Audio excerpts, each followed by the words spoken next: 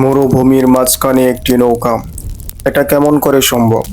সমুদ্রের কাছাকাছি নয়, নীল নদ থেকে দূরে, মিশরের শুকনো বালুর নিচে কিভাবে এক বিশাল নৌকা লুকিয়েছিল? এই রহস্য বছরের পর বছর ধরে প্রত্নতাত্ত্বিকদের কৌতূহলী করে তুলেছিল।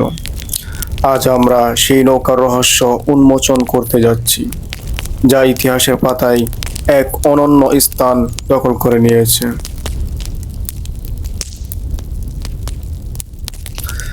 1988 সালের কথা। প্রাচীন মিশরের একটি প্রত্নতাত্ত্বিক সাইটে হঠাৎ এক ঝড়ের পর বালুর নিচ থেকে বেরিয়ে এলো একটি কাঠের কাঠামো। প্রথমে দেখে এটা হয়তো গুরুত্ব দেওয়ার কিছু ছিল না, কিন্তু প্রত্নতাত্ত্বিকরা লক্ষ্য করলেন কাঠটি নষ্ট হলেও এটি একটি নৌকার অংশ। হ্যাঁ, ঠিক শুনেছেন, মরুভূমির মাঝখানে নৌকা। নৌকাটি এতটাই পুরনো যে তার কাঠ প্রায় ভেঙে পড়ার উপক্রম। তারপরও প্রত্নতাত্ত্বিকরা সেই রহস্যের পিছনে অদম্য সাহস নিয়ে মাঠে নামলেন, কারণ তারা জানতেন এর সাথে লুকিয়ে আছে এক বিশাল ইতিহাস।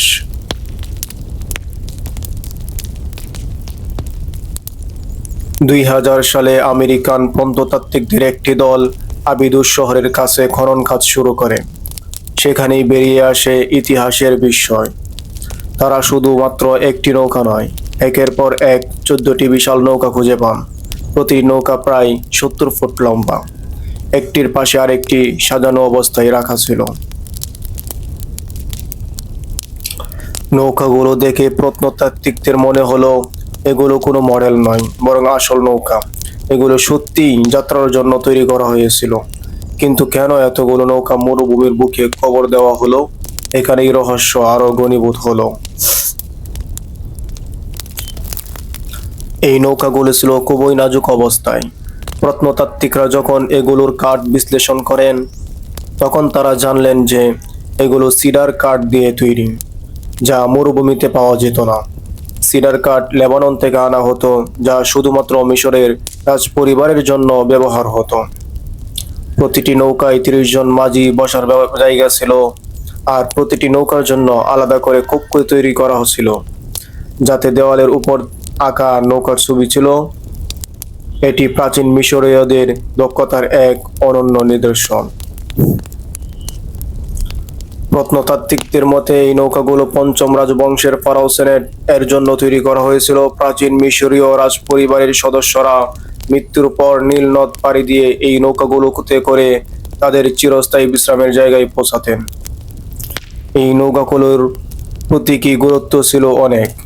মৃত্যুর পর ফেরাউনরা দেবতার মতো পুনর্জন্ম লাভ করতেন, এমনটাই বিশ্বাস করতেন প্রাচীন মিশরীয়রা।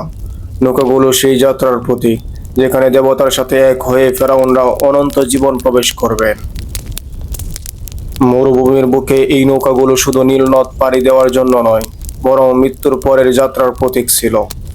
ফেরাউনের আত্মার পরবর্তী জীবনে যাত্রার জন্য এই নৌকাগুলো তৈরি করা হয়েছিল। এগুলো শুধু যাত্রার মাধ্যম নয়, বরং তাদের পুনর্জন্মের এক প্রতীকী চিত্র। নৌকাগুলোর কাঠ বিশ্লেষণ করে প্রত্নতাত্ত্বিকরা দেখলেন এগুলো প্রায় 5000 বছর পুরনো। এটি মানব ইতিহাসের সবচেয়ে পুরনো নৌবহর হিসাবে চিহ্নিত হয়। প্রত্নতাত্ত্বিকদের মতে এই নৌকাগুলো শুধুমাত্র রাজাদের মৃত্যুর পর তাদের দেবতার সাথে যাত্রার প্রতীক ছিল। এই নৌকাগুলো আজও প্রাচীন মিশরের বিস্ময়কর ইতিহাসের এক অমূল্য অংশ। মরুভূমির বুকে লুকানো এই নৌকাগুলো আমাদের মনে করিয়ে দেয় কেমন ছিল প্রাচীন মিশরীয়দের জীবন, তাদের আধ্যাত্মিক বিশ্বাস এবং মৃত্যুর পরের যাত্রার প্রতীক। এই নৌকাগুলো শুধু একটি রহস্যময় আবিষ্কার নয়, বরং মিশরের রাজপরিবারের গৌরবময় ইতিহাসের অংশ। এইভাবেই মরুভূমির বালির নিচে লুকানো এই নৌকাগুলো আমাদের প্রাচীন মিশরের ঐতিহাসিক ও আধ্যাত্মিক জগতের দিক নিয়ে যায়। এটা ছিল আজকের গল্প। আশা করি মিশরের এই রহস্যময় নৌকার গল্পটি আপনাদের ভালো লেগেছে। যদি ভালো লেগে থাকে তবে লাইক, শেয়ার এবং সাবস্ক্রাইব করতে ভুলবেন না। ধন্যবাদ। আবারও দেখা হবে নতুন কোনো গল্প নিয়ে।